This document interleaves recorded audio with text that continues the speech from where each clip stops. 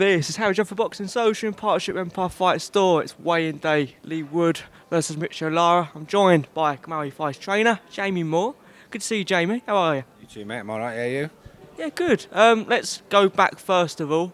Historic day or night for you. Historic night for the gym. Historic night for Sean McGoldrick. British and Commonwealth champion, mate. You must be absolutely delighted. Oh, mate, over the moon for him.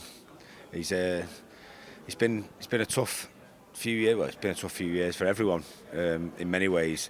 But for Sean, you know, setbacks. Just started to rebuild, and then he boxed on the last show we had before lockdown. I'm putting one of the best performances. Even though it was only against a journeyman, his work ethic in the gym, the way he executed the stuff what we'd been speaking about. He had a bit of momentum and he was sort of coming into his own, and then it sort of just got stopped dead in its tracks.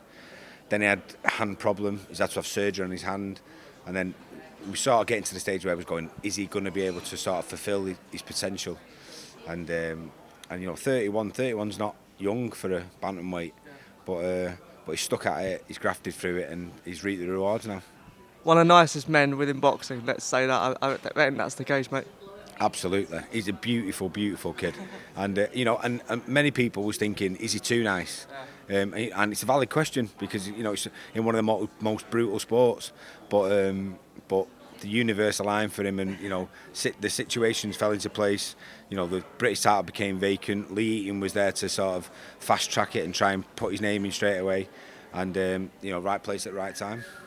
Nigel's tweet, this sport can be horrible and cruel at times, but events like this night make it all worthwhile. You resonate with that sentiment? Absolutely. I said it the night. I said, all them shit nights what you have and the bad decisions go against you, and you sit there afterwards talking, having a beer after the fight going, why are we doing this? You know, what is the point? Yeah. And then that nights like what happened last weekend happened, and then we're all stood there celebrating going, this is why you still keep doing it and keep pushing and striving forward, because eventually it's worthwhile.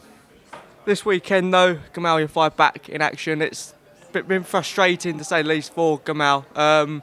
Hopefully this year, obviously the win tonight or Saturday night, we can try and get him some activity in the ring now. Is that the case for this weekend? Yeah, similar situation, not exactly the same circumstances, but frustration, you know, getting towards the end of your career where you maybe got a year or two left and you've got to push on and get momentum, and it's been sort of stop-start and a bit, you know, frustrating for him, but we're there now. You know, he's this is an important fight for him because it's not an easy fight either, which I think is good at this stage because you know, when you're 32 you can take your eye off the ball, you've been there and done it, and you can overlook people, whereas this guy is not somebody you can sort of take for granted and overlook. So yeah, it's a good fight for him, and you know, being honest, it's going to be a good indication of what he's got left. So that's why it needs to be a test, because you need to make sure that at this stage you bring out the best in someone, because you can't afford for them to have a sort of average night, because if they do, banana skin. Talk to me about the link-up. I spoke to Gamal about this, about the work you've been doing with him, but in terms of your viewpoint on the situation, just talk to me about that link-up. Yeah, he approached me and asked me if we had the time to do it, because obviously the gym's really busy, and I like Gamal. He's a great lad. I've known him for 10 years, and you know, I understand.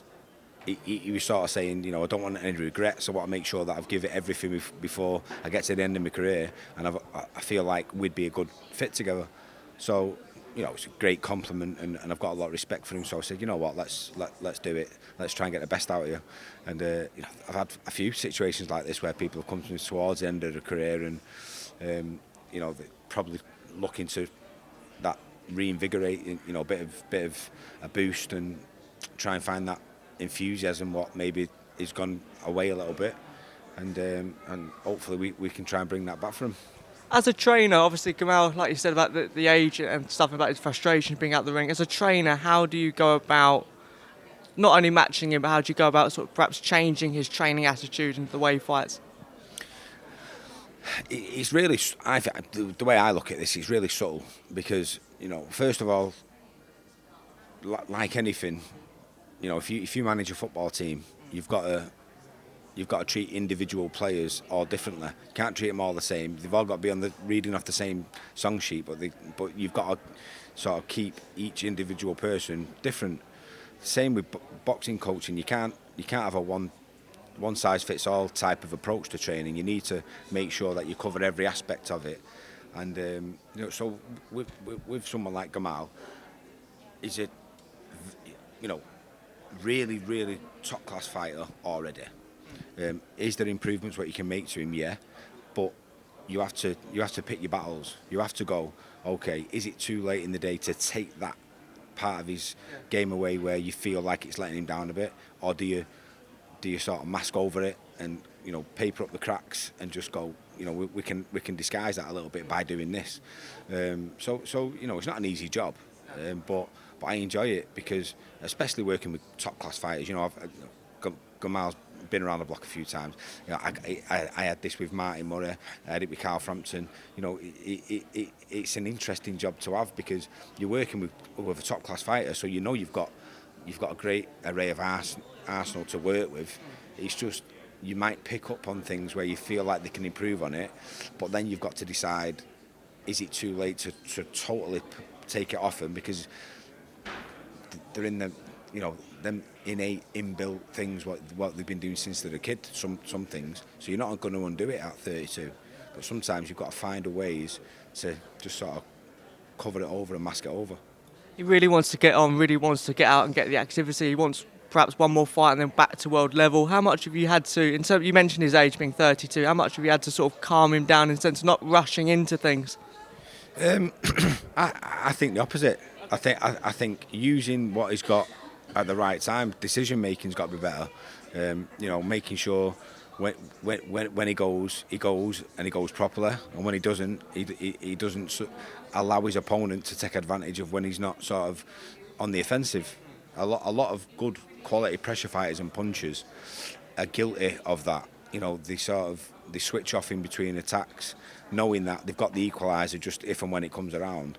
But when you get to world level, or when you're fighting top class fighters, they don't let you get away with switching off in between attacks. They sort of bite down on the gum shield and drag you into a harder fight than maybe you want to be involved in. So it's about decision making. It's about him making sure that he uses his best attributes, and it's making sure that he looks after himself in between those sort of attacks what he goes into. And finally on this, what are we lastly to expect of Gamal on Saturday night?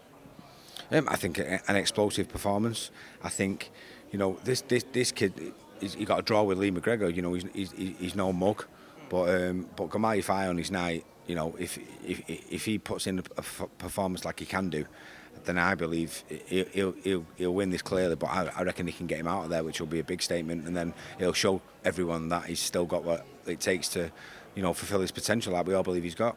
And you agree with the sentiment, one more and back to world level? Is that where you want to fast track him towards, or how do you want to sort of take it? I mean, you say back to world level. I mean, I think he's... That's his words, I'll be honest. Yeah, exactly. He needs to be... If he still holds ambitions to get a world title, British, Commonwealth, European champion, fantastic achievements. But the ultimate goal is always to win a world title, and I believe he can win one. But he has to go in there and put the performance in to prove to everyone and give Eddie Earn a reason to go, Gamal, you know what? Let's do it. Let's go and get your world title shot. I spoke to Gamal yesterday about this, and he has been injured. He's had, he's many years, he's torn his bicep, etc. Does he have to be thankful for Eddie for a lot, in terms of being injury and the injury after injury, for getting him back on this first UK Matchroom show? I think, yeah. So he's not like kicked him to the curb, perhaps. I suffered horrendous injuries myself, and it's so frustrating from a fighter's point of view. But I'd imagine from a promoter's point of view, when you sort of believe in a fighter and you're excited, you're looking forward to pushing him and building him up, and it stops like that. It would be easy for Eddie to go, do you know what? This is too much of a tough task. I'm not really getting anything back from this. But you've got to be honest in the situation with his brothers. It probably helps where he's kept them all together as a unit. So yeah, I'd say you have to take it out to Eddie and say, well done for sticking by him through tough times. Huge card though. Matchroom's first UK show in 2023. That main event, Lara. Just talk me through that, Jamie. Yeah, great fight. you know. And someone said this yesterday, and it sort of made me think about it, because everyone, and I'm of the opinion, it's going to be short and fast and explosive, and someone's going to come out on top, and it's sort of a toss of a coin who's going to do that. But then many times when you've got two big punches like that, it ends up being a bit of a cautious affair, and someone will win on points. So someone said it yesterday, and I was thinking, oh God, I hope not, because I want it to be that sort of fast, explosive. I don't believe Lara will be sort of too, you know, I don't believe he'll hold back too much. He won't be cautious. He'll be the one who probably instigates it. Lee will probably try and be smarter and box. I'd guess that Ben Davison tries to get him boxed smarter fighting, you know, not sort of go gung-ho in there and standing and trading with Lara. But my gut feeling is saying to me, they're both going to hurt each other early on, and I just got a feeling Lara's going to come out on top. It's a clash of styles, to say the least, and they've both got power. I think Lee Wood, though, in terms of many things, he does really find that underdog mentality as motivation. Would you agree? Of course, and that's the right way to go about it. You know, Joe Calzaghe always said he trained like a challenger all the way through his career, and look what happened to him. So, think about it the other way. If you go in there going, I'm the champion, you know, that sort of mentality is made for someone to snatch the rug from underneath your feet, innit? So I think it's the right way to go about it. He's going there with a champion, with a challenger's mentality, and you know, the challenger's mentality, I believe, pays dividend when you do it in your training camp. Yeah. It's not necessarily about in the fight. It's about how you dedicate yourself to your training camp and how you force your way through the tough days, and it gives you that bite down on your gum shield. I've just got a feeling on the night it won't really make a difference. It's, you know, your conditioning won't really come into play in a 3-round fight. It's about who can hold a shot the better, and that's what I believe it'll come down to, because they've both shown vulnerabilities. I just think Lee Wood's shown slightly more vulnerability than Lara, and Lara's a beast, man. He can punch. Where's this fight won and lost? I watched the tactics video that the Zone put out with Darren Barker and Chris Lloyd, where they talk about Lee Wood's movement in terms of not getting stuck in the pocket and not being caught on the inside, getting in and out and showing distance. Does Lee Wood have to fight on the back foot, or how does that really go for Lee? How would you take on Lara if you were in there? If you're a puncher like Lee Wood, you try and, I think his coach is going to go, you don't have to be in the pocket and fighting and giving him his opportunities. You can use your power from long range from the outside. The problem you've got then is he will land and he will probably get a bit of an effect.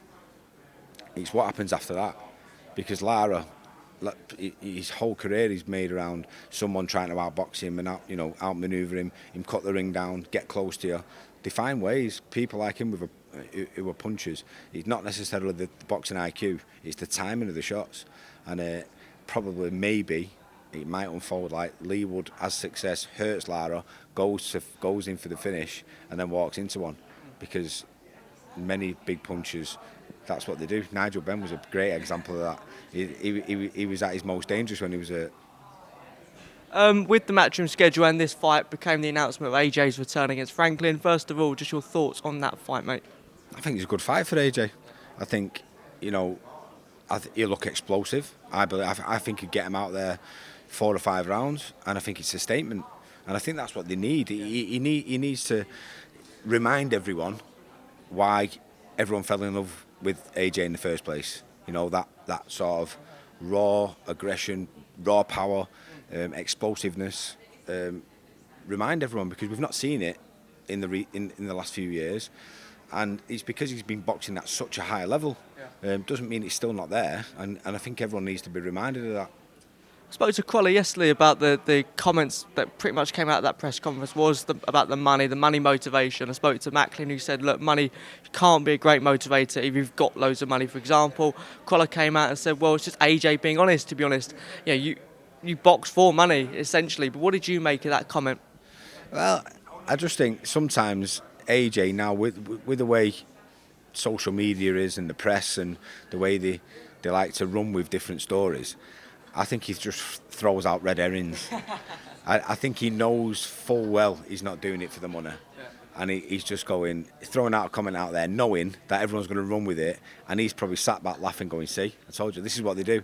They just run with it. So I don't think there's no way. Listen, if money was his motivation, he'd be done because he doesn't need it. Yeah. So it can't be.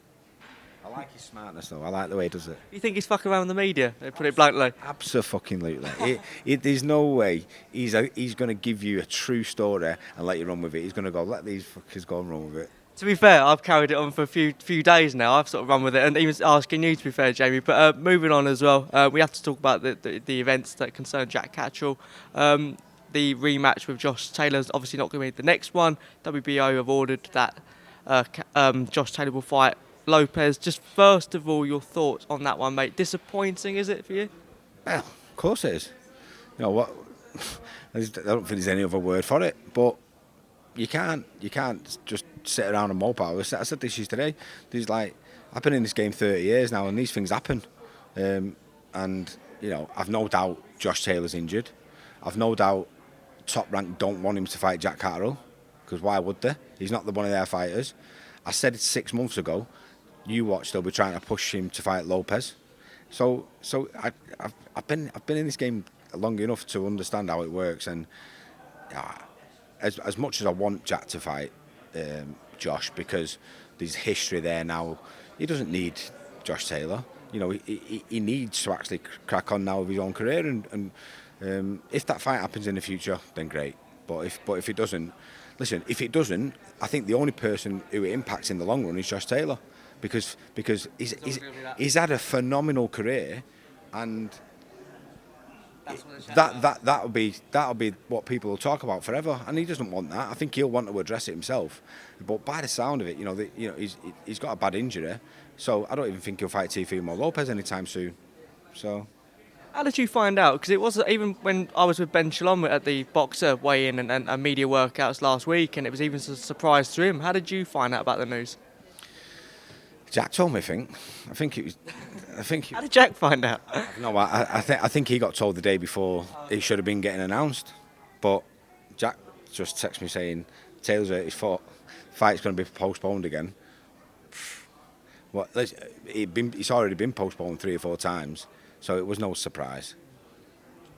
Frustrating though, isn't it? Because you've had Jack sort of waiting. He's been in the gym, and I've been in the gym when you've been in there training with him. It's been quite a long time, over a year since he last fought. And to have a fighter that's a hot fighter, to say the least, not in the ring, has got to be the most frustrating thing at all. Not only is he not fighting Josh Taylor, but the fact that he's been out the ring for so long, Jamie.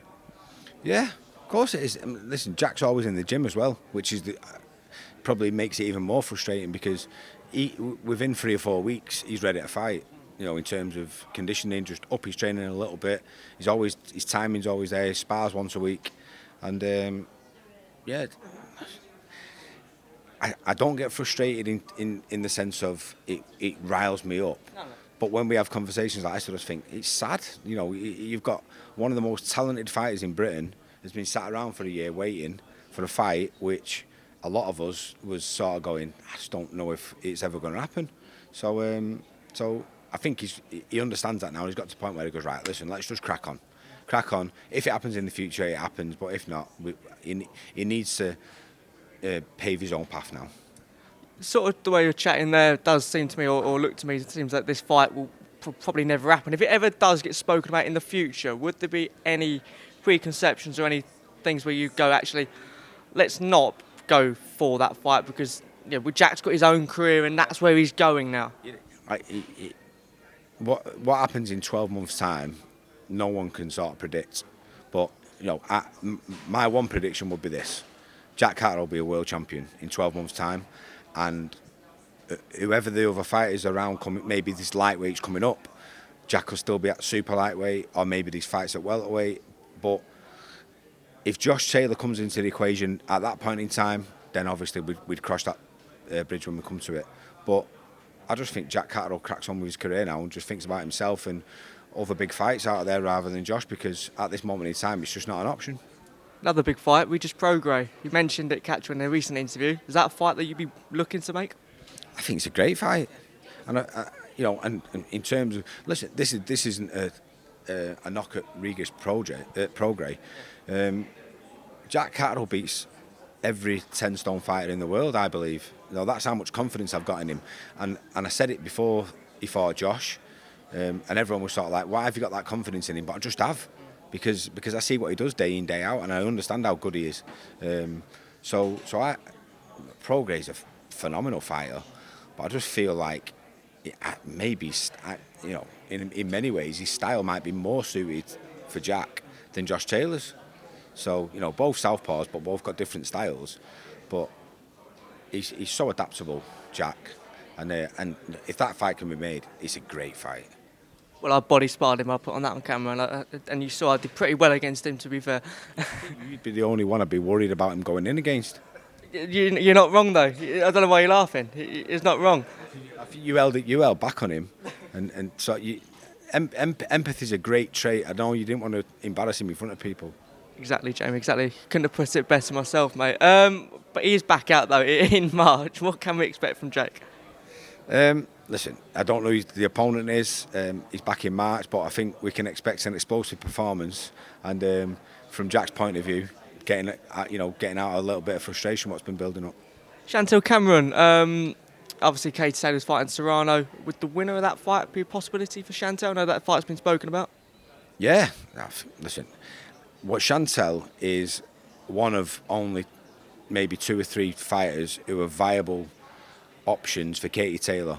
And every time I mention Katie's name in terms of Chantelle, I always say this, but I mean it from the bottom of my heart. She's an absolute legend, Katie Taylor. She's been a pioneer for the sport. She's paved the way for all the other women to be able to be doing what they're doing. But I've no doubt in my mind Chantelle Cameron's capable of beating her on a night, and that's because, again, I've got as much faith as I have in Chantelle. I see what she does day in, day out. I know how committed she is, and you're not going to get a bigger fight at the moment than Katie versus Chantelle, undisputed lightweight champion versus undisputed super lightweight champion. So, I'd love that fight, and I know they said last time Katie v Serrano was the biggest women's fight. We also had Clarissa and Savannah, but for me, Chantelle versus Katie Taylor, undisputed versus undisputed, would go down as the biggest all-women's fight. Are you able to put a bit of pressure on Eddie this week on that fight at all? Been speaking to Eddie at all this week? I never put pressure on Eddie because he doesn't listen to anyone else anyway. But there's always worth dropping in sort of little hints. I think he's on the same page as us. I actually saw an interview and he said, I'd like to see Chantelle versus Katie, and it's only recently that people have been talking about it. I understand it. Going back to 4 years ago when Chantelle won WBC Eliminator at lightweight, which made her mandatory for Katie Taylor, and he was going, that doesn't make sense because the risk reward doesn't balance out. Chantelle's she's a handful, but she doesn't come to the table with anything. She's just a mandatory. So why would they take that fight? I understand it from that point of view. Now it makes sense. It didn't make sense 4 years ago. Now, today, it makes sense. I want to get your views finally. I know you put in big views on this one. Jake Paul, Tommy Fury.